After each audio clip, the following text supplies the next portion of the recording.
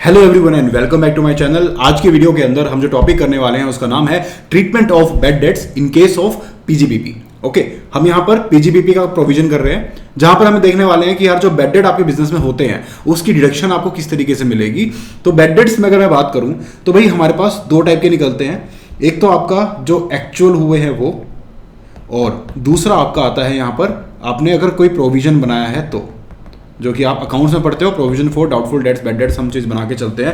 तो भाई पहले ही बता दूं, नॉर्मली बिजनेसेस में आपको प्रोविजन तो अलाउड नहीं होता, ये तो हो जाते हैं आपके डिसअलाउड। ओके, और बैड डेट के अंदर भी आपके दो चीजें हैं।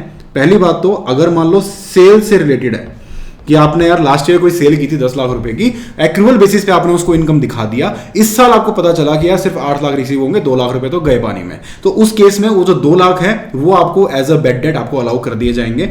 दूसरी चीज आती है आपके पास लोन। अब अगर मान लो यार आपने किसी को लोन दे दिया ड्यूरिंग बिजनेस, तो क्या उसका बैड डेट आपको अलाउ हो जाएगा? तो यहां पर दो सिचुएशन निकलती है। अगर आपका बिजनेस ही है, अगर आपका जो बिजनेस है वो है ही आपका लोन देने का, तो देखो अलाउड हो जाएगा, क्योंकि आपका काम ही वही चीज है, आपका स्टॉक वही है। लेकिन अगर आपका बिजनेस नहीं था तो क्यों कर रहे थे भाई, क्यों ऐसी चीजों में आप टांग फंसा रहे थे कि आपका पैसा खराब हो? तो भाई यहां आपको अलाउ नहीं करेंगे, डिसअलाउ हो जाएगा क्लियरली। तो अगर आपका बिजनेस नहीं है लोन देने का तो मत करो। अगर करोगे तो भाई नुकसान की जिम्मेदारी हमारी नहीं है, आपको फिर भी उसके ऊपर टैक्स देना पड़ेगा। No bad debt will be allowed. तो यहां पर एक तो ये बेसिक पॉइंट बना। अब एक कंडीशन क्या है, अगर आपको किसी चीज को बैड डेट बनाना है तो उसका इनकम बनना जरूरी है। आप किसी दिन उठ के ये नहीं कह सकते कि यार मैंने इनकम तो रिकॉर्ड नहीं की थी बट मुझे ये पैसा नहीं मिलने वाला तो मैं इसको बैड डेट में लग देता हूं, तो ऐसा नहीं हो सकता। अगर आपने पास्ट ईयर के अंदर, लेट्स सपोज ये आपकी टाइमलाइन है, ये आ गया आपका ईयर 1, यहां आपने 2 लाख रुपए की इनकम दिखाई थी, हम ईयर 2 पे खड़े हैं, यहां आपको पता चला कि यार सिर्फ 1.5 लाख रुपए मिले हैं, 50,000 रुपए अब नहीं मिलेंगे। वो बंदा दिवालिया हो गया या कोई भी रीजन की वजह से आपको सर्टेन हो गया कि ये पैसा मुझे नहीं मिलने वाला। तो एक्रूअल बेसिस पे तो आप रिकॉर्ड कर चुके थे, इसके ऊपर आप अपना टैक्स भी दे चुके थे। लेट सपोज उस पर 30% आपने दिया हो, तो भाई आपकी जेब से वो पैसा निकल चुका है, उस पर टैक्स जा चुका है। लेकिन अब पता चल रहा है कि यार 50,000 रुपए तो वापस नहीं आएंगे, तो अब क्या होगा? अब आपको 50,000 in form of deduction allow हो जाएगा। तो इस साल जो भी आपका टैक्स बनेगा उस पे आपको 50,000 रुपए रिड्यूस करके जो अमाउंट बचेगी उस पे आपको टैक्स देना है। तो जो फालतू आपका लास्ट ईयर में लगा वो इस साल आपको कम देना पड़ेगा। तो इस तरीके से ये पूरा का पूरा मैकेनिज्म यहां पर वर्क करता है। तो ये एक बेसिक कंडीशन है कि भाई आपका पिछले साल इनकम रिकॉर्ड हुई होगी, तभी तो इस साल उसको एक्सपेंस बना सकते हो, वरना सिर्फ एक्सपेंस कैसे बनाओगे उस चीज को कि भाई इनकम मैंने रिकॉर्ड करी नहीं थी, बस मैं खर्चा दिखाता हूं, तो ये आप नहीं कर सकते। ये आपको बेसिकली कंपनसेट किया जा रहा है कि जहां आपने ज्यादा पैसा टैक्स दे दिया, ओके आप इस बार कम दे दो। सिंपल सा लॉजिक है, ठीक है। तो ये एक बात होती है।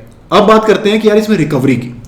अब बैड डेट्स के अंदर क्या हुआ, लेट सपोज आपका जो बैड डेट था बिजनेस का वो हुआ यहां पर आपका 100 रुपए का।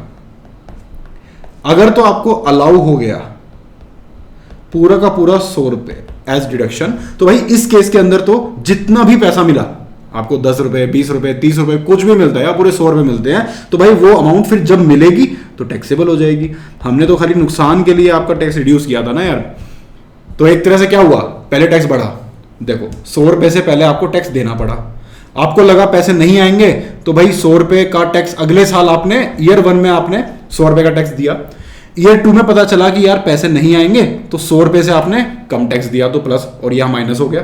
अब ईयर 3 में आपके पास वो पैसा वापस आ गया, तो भाई फिर दे दो टैक्स उसके ऊपर। तो इस तरीके से ये पूरा का पूरा सिस्टम वर्क करता है। तो अगर मान लो पहले आपने अलाउ हो गया था और अब पैसा मिल गया है तो दोबारा उस पर टैक्स दे दो। हमने आपके इनकम ना रिसीव करने पे आपको डिडक्शन दी थी, अब जब वो मिल गई है और जो आपने डिडक्शन ली थी उसको दोबारा टैक्स पे करना होगा। बस ये इस तरीके से यहां पर काम हो रहा है।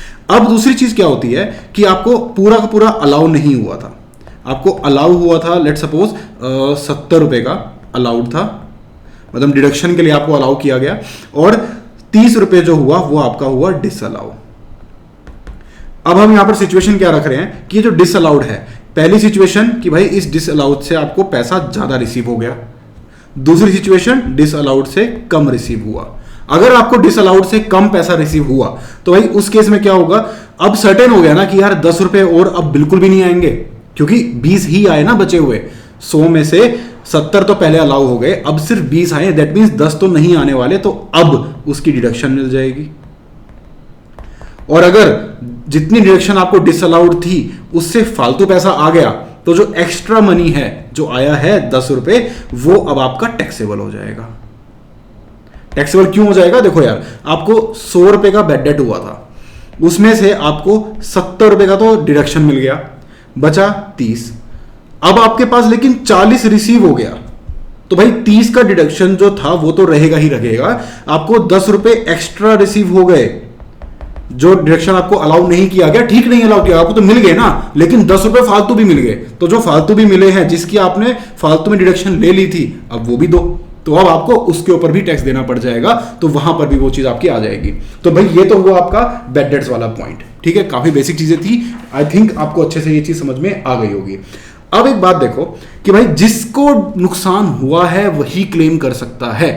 अगर मान लो कोई फर्म थी, ओके, और वो फर्म हो गई बाद में डिसॉल्व, या फिर फर्म का रिकंस्टिट्यूशन हो गया और एक नई फर्म वहां पर क्रिएट हो गई, तो भाई उस केस के अंदर क्या होता है, डिसॉल्व हो गई, हाँ सॉरी रिकंस्टिट्यूशन नहीं, फर्म डिसॉल्व हो गई आपकी, ठीक है। अब फर्म के डिसॉल्व हो जाने की वजह से बचे क्या, अब अलग अलग पार्टनर ए, बी और सी।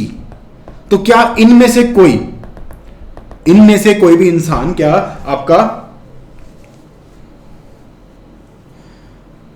आपने बैड डेट्स रिकवर किए, ठीक है, इनमें से किसी भी इंसान को बैड डेट्स जो है यहां पर रिकवर हुए, ए बी सी, आपको पैसा मिला, तो क्या आपको अब टैक्स देना पड़ेगा उसके ऊपर? तो भाई देखो, जिसने बैड डेट क्लेम किया था अगर वही रिसीव करेगा तो टैक्सेबिलिटी बनेगी।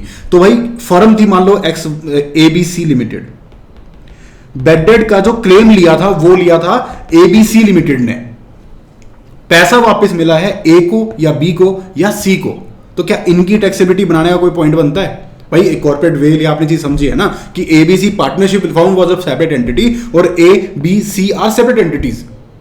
क्या एबीसी से ने डिडक्शन ली थी, उसका जो पैसा बाद में मिला वो ए बी या सी अलग अलग किसी से भी लेना कोई सेंस बनती है, तो यहां पर वो चीज नहीं की जा रही है। तो आपको रिकवरी उसी को करनी है जिसने डिडक्शन ली थी, उसी को टैक्स बाद में देना पड़ेगा। तो जिसने फायदा उठाया है वही नुकसान की भरपाई करेगा और कोई उसके लिए रिस्पॉन्सिबल नहीं हो सकता। एक चीज आती है इसके अंदर कि लेकिन इसका एक एक्सेप्शन है कि भाई सक्सेशन के अंदर आपको कोई चीज मिलती है, मान लो आपके फादर का बिजनेस आपको मिलता है, तो उस केस के अंदर आपको बैड डेट्स की भरपाई करनी होगी। अगर आपको रिकवर हुए हैं तो उस पर टैक्स आपको पे करना पड़ सकता है, वो चीज यहां पर बन जाएगी।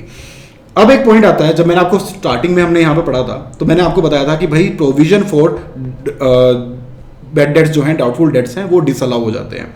लेकिन एक सिचुएशन है जहां पर ये अलाउ होते हैं। अलाउ कहां होते हैं कि अगर मान लो बैंक ये चीज कर रहा है तो बैंक को प्रोविजंस अलाउड होते हैं। अब प्रोविजन किस तरीके से होते हैं? बैंक देखो हमारे पास दो टाइप के आते हैं, एक आता है आपके पास इंडियन बैंक और एक आता है आपके पास उसके इंडियन बैंक के अलावा। तो इंडियन बैंक के अलावा आपके पास क्या क्या बनते हैं? यहां पर फॉरेन बैंक बन जाएगा एक, ओके। फिर आएगा आपके पास एक एनबीएफसी आ जाती है आपकी, फिर आता है आपके पास स्टेट फाइनेंशियल कॉर्पोरेशन, एसएफसी बोलते हैं जिसको, और पब्लिक फाइनेंशियल इंस्टीट्यूशंस, ये सब चीजें, ठीक है। इनका तो देखो भाई जितनी भी ग्रॉस टोटल इनकम है उसका आपको 5% जो है वो प्रोविजन फॉर डाउटफुल डेट्स बनाने को मिल जाएंगे। लेकिन इंडियन बैंक्स को क्या फायदा है? उनको 8.5% of gross total income before deduction, साथ में इन एडिशन आपको 10% और मिलेगा अगर आप रूरल एडवांसेस कर रहे हो तो जितना आपने यहां पर ग्रॉस टोटल इनकम लिया है, यहां पर भी ग्रॉस टोटल इनकम लिया है, बट जो रूरल एरियाज में आपने एडवांसेस दिए हैं उसमें जितना आपने एडवांसेस दिया है उसका 10% of advances made by rural branches. Made by rural branches. तो ये भाई देखो दो चीजें आपके पास आ गई। तो भाई ये आप प्रोविजन बना सकते हो, ये आप प्रोविजन बना सकते हो। और इसके बाद आपको कोई भी देखो नीडलेस टू से, इसके बाद अगर आपको कोई भी बेड डेट होता है तो आपको पहले यहां से एडजस्ट करना होगा, उसके बाद आप उसको एज अ एक्सपेंस दिखा पाओगे। तो भाई ये सारा प्रोविजन था। सबसे पहली बात तो बेड डेट्स मैंने बता दिया, सेल्स के केस में आपको अलाउ हो जाएगा, लोन के केस में तभी अलाउ होगा अगर आपका बिजनेस ही उस चीज का है। और प्रोविजन वैसे तो डिसअलाउड है, लेकिन इन केसेस के अंदर इंडियन बैंक है तो उसको मिल जाएगा, और उसके अलावा आपका इंडियन बैंक को थोड़ा फालतू मिलेगा 8.5% ऑफ ग्रॉस टोटल इनकम। साथ में अगर वो रूरल एडवांसेस दे रहे हैं तो 10% ऑफ रूरल एडवांसेस यहां पर बनेगा। और बाकी जो है आपके एनबीएफसीज, एसएफसी और पीएफआई, उनको 5% यहां पर मिलने वाला है। ओके, तो भाई यही था इस पॉइंट के अंदर। आई होप आपको ये वीडियो अच्छी लगी हो, आई होप आपको ये अच्छे से समझ में आया है। अगर अच्छा लगा है तो लाइक करना, सब्सक्राइब करना, and thank you for watching.